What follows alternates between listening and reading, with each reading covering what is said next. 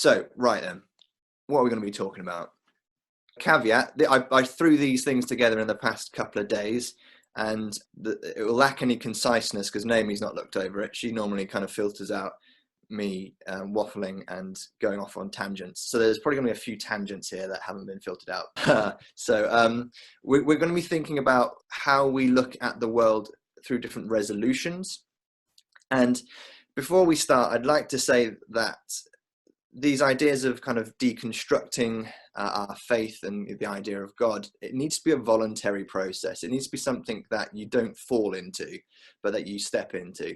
We're going to go through this in stages. So if at any point it becomes uncomfortable and disconcerting, you can just log off, or you can let the ideas wash over you and you can stay in your safer space.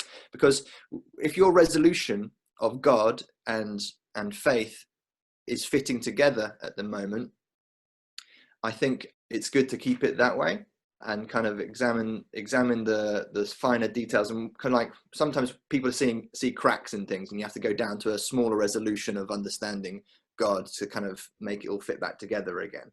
So if your idea and picture of God is fine and healthy at the moment, then see how you get on, and don't worry about just logging off. If I'm not also being over dramatic here, I don't want to pretend that what I'm presenting is groundbreaking. I'm going to change your entire life. It might be like, oh yeah, I thought that anyway. So we'll see how we go on. So how do we think about God? Here's some words that the Bible uses to describe God, of what God is. And I've pictured them in a cloud here because all of these things join together really to form what's known as an archetype. Maybe thinking about an archetype, that's maybe a strange word, but we can think about archetypes in terms of something like a superhero. What makes a superhero? You could think about it as they wear their underwear on the outside, they have tragically dead parents, they wear a cape. And you can see there, if you look closely, that's a Venn diagram, and actually Superman and Batman and those classics are in the middle, but also Dr. Fate, don't know who that is, Magneto, but all these superheroes.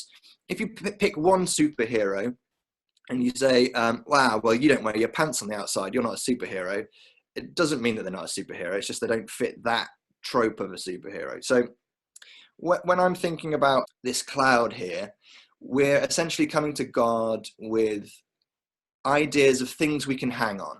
And actually, well, ideas mainly for the ancient Near East, that the ancient Near East hung on, not necessarily things that we are always familiar with. If you take the idea of a shepherd in the ancient Near East had a very different practice to a shepherd today. Our shepherds are on quad bikes normally. I think there's one idea of the shepherd would lead its sheep in the ancient Near East, calling them by name, and it would lead and the sheep would follow. So obviously there's lots of spiritual motifs that come out of that idea. However, a shepherd today rallies up on a quad bike and scares sheep into a pen. And so if we used a modern idea of a shepherd over an ancient one, we'd kind of get a different idea of who God was. But we kind of understand the ancient one. So yeah, we're thinking about God using ideas that we can understand and hang on. And in the same way that we create monsters and myths and scary things by amalgamating lots of scary things. So as I was saying the other day, a dragon can be just the amalgamation of all the things that scared people in medieval times, potentially. If, you know, bats and lizards and whatever else a dragon is a compartmentalization of. There's lots of different ones here.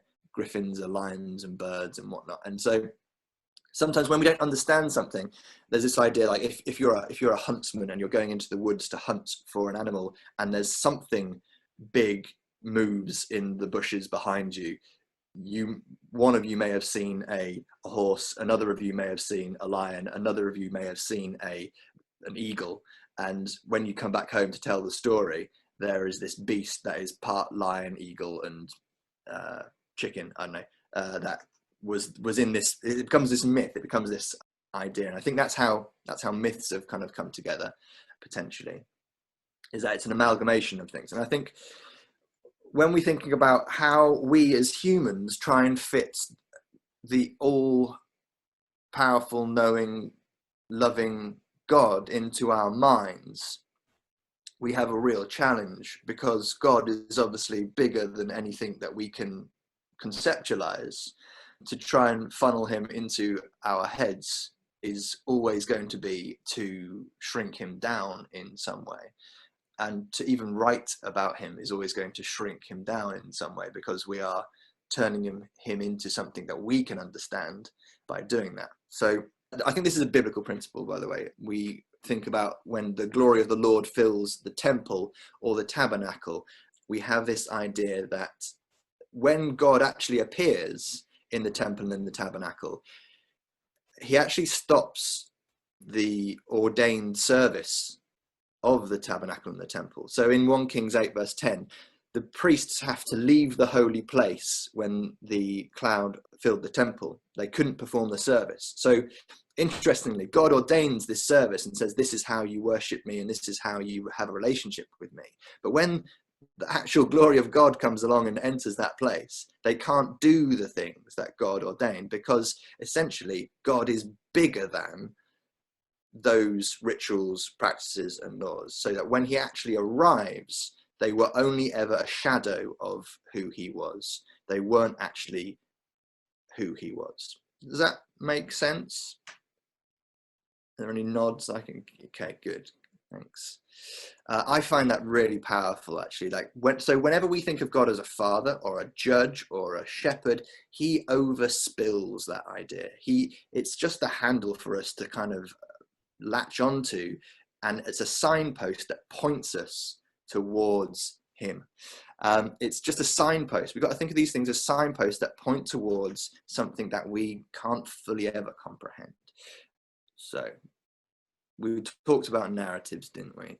I think each biblical narrative we get, each story in the Bible, maybe shines a light on one of the aspects of God. It kind of maybe isolates, this is what God looks like as a father. This is what God looks like as a judge. This is what God looks like as a shepherd.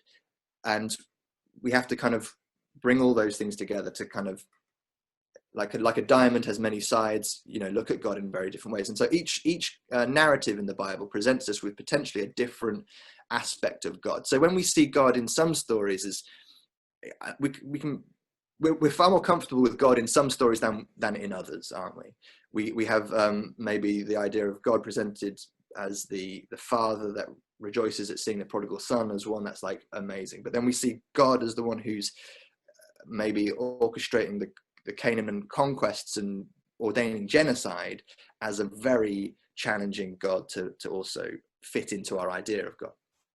Now I've got this here. Narratives are what people have used for all of history to describe an abstract idea. It's only until very recently that we've actually gone, oh, hold on, we can maybe have a hypothesis and a theory, an abstract idea, and then test it. People would have played with ideas through stories, and stories, oral histories and things would have been how you go, well, here's a scenario. What would God do in this scenario? Here's a story. What would the interaction between God and man be in this scenario? So narratives are the way of exploring things. That's why Shakespeare was so popular in his day, is that he basically presented you with, okay, here's a set of characters and here's how we expect them to interact. What happens when we press go on this algorithm of all of these characters and throw them in the mix together? You have to learn all the lessons from the outplaying of the drama. And the outplaying of the drama was kind of the only way that people knew how to run a scenario. It would have to be acted out and understood through play and through narrative, rather than through anything like psychology or science. Right. So this next picture, here's some neurons. So maybe a jump in my thinking here, but here's a bunch of neurons. When I'm talking about God as the cloud, there are a few other things that we can understand as a cloud that are more than the sum of their parts. One of them is the way our brain works. Our brain is literally just binary I don't know, but like neurons switch on and off in our brain.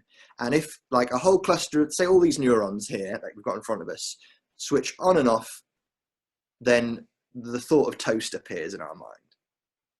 right? Like these are the neurons for toast.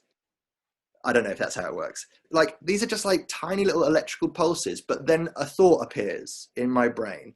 And so I think one of the biggest miracles in the entire universe is our own consciousness. How electrical firings in our brain can form Arden there to lift his cup to his mouth and drink a cup of tea.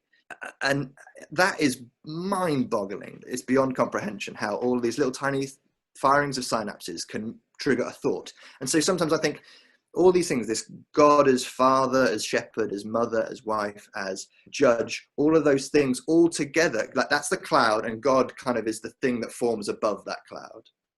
So he's not any one of those individual things, but he's the thing when they all come together. And so I think that's really interesting that we get in the Bible concepts of God presented to us as a list of characteristics. So when Moses wants to see God's glory, God comes before him and says, well, this is what I am. It's the coming together of, I can't remember off the top of my head now, the Lord, he is everlasting, slow to anger, abounding in steadfast love, but he judges to the X generation. And it's like all of those things together. It's like God's not just being slow to anger, God's not just steadfast love, but when all of those things come together in time and space, then God is that thing that appears above it almost. And that's kind of a really loose way of thinking about God.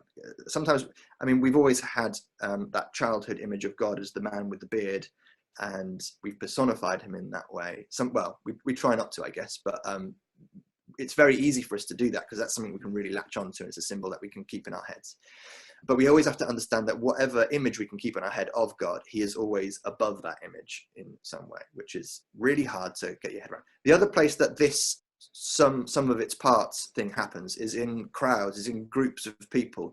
I don't know if you've heard of the word zeitgeist, but it's the idea of when you get a whole group of people, you form a culture. Something rises out of that group of people that is more than those individual people. It's a movement and a feeling that can turn into rebellion or movement or change. And I think that's another interesting one of those. So let's have a quick look at one of the ideas here that might be one of the things that God is made up of. Now, let's look at the idea of judge. I think that judgment comes from the consequence of our actions, doesn't it? I'm going to lead into the idea that the future is really important with judgment, because judgment comes from when we make a mistake, because we can judge ourselves. Imagine we're judging ourselves, okay, at this point. We judge ourselves from like choosing the wrong path. We listen to the Cheshire Cat, we don't listen to the Cheshire Cat. Maybe we didn't plan for something very well. And then, so the idea of judgment is the future comes into the present. We had a job interview and we didn't plan for it. We didn't look up where it was. The future comes into the present. We're late and we screw it up. We judge ourselves because the future arrives and we've made a mistake. So I think there's this idea with judgment and God as a judge being the idea that the future will judge you. The future is your judge. So there's Eve in the Garden of Eden there. And the future only became a problem when we had to worry about it. That sounds complicated, isn't it? But so the future was not a problem in the Garden of Eden before they sinned. Like their future was taken care of. God was looking after them. They were in a beautiful place. Life was sustained. However, when they take the future into their own hands and they choose from the knowledge of the tree of good and evil, their eyes are opened and they know that they're naked. So there's this idea that suddenly the future becomes a reality that they have to deal with themselves. God is now not the one, well, God was going to be the one who looked after their future, but by taking the future into their own hands, they now become, they now have destiny over their own futures. And it's much worse to have a human in control of the future than it is for God to be in control of the future. So there's this idea of judgment on them. They choose their own future and the future judges them for their poor decision. And the future becomes a real reality to worry about now. So much so that they have to now work, because work is, when I go to work, it's me sacrificing my current present time and energy to secure my future time and energy, right?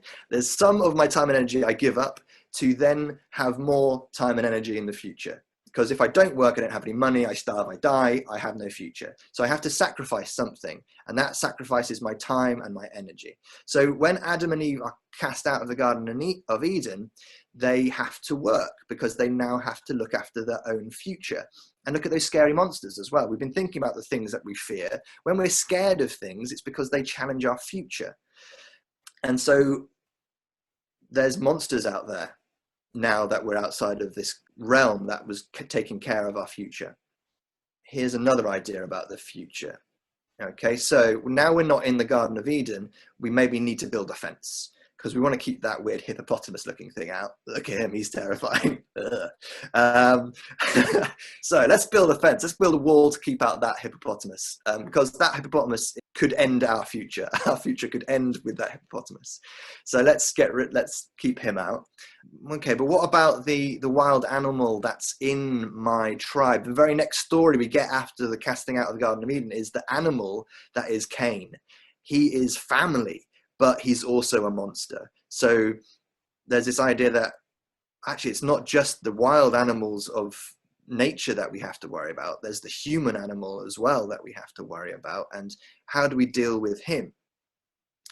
And what about that wild animal that's within me? I can't put a fence up particularly well to deal with that wild animal.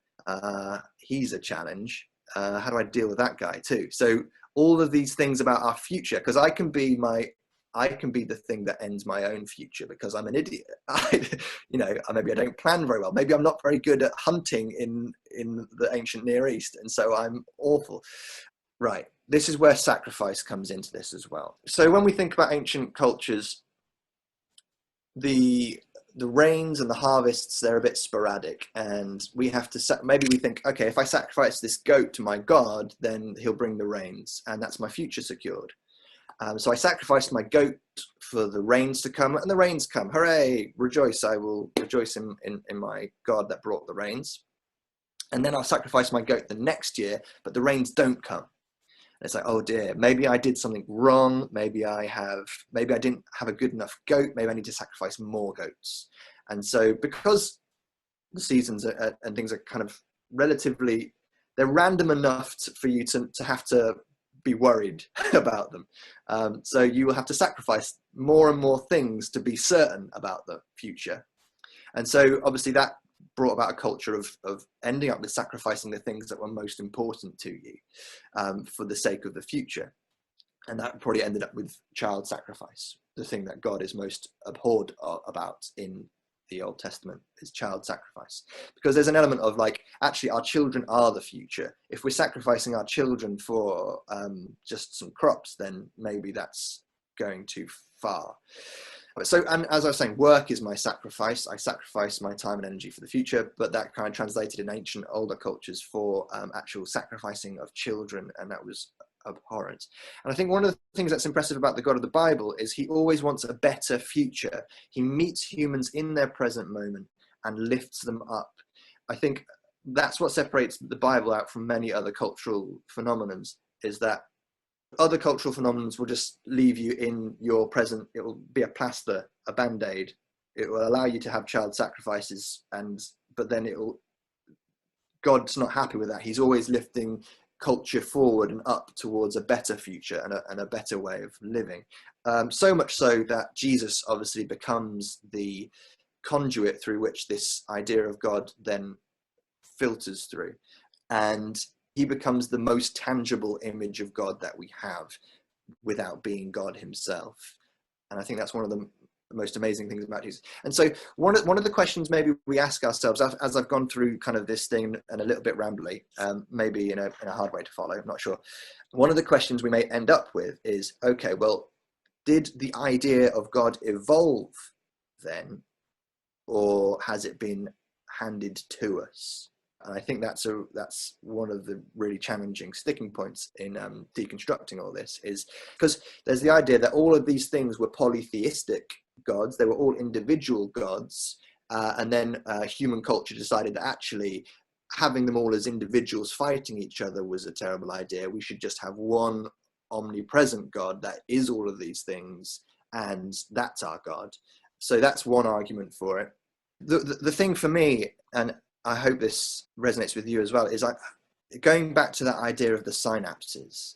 This is a miracle. This is ridiculous. And I think for humans to come up with the God of the Bible, and also to come up with Jesus of their own volition, is highly improbable, as improbable probably as the earth suspended in nothing in a universe that spins around and is, a fraction of a degree from the sun to death. But, it's like that Goldilocks thing.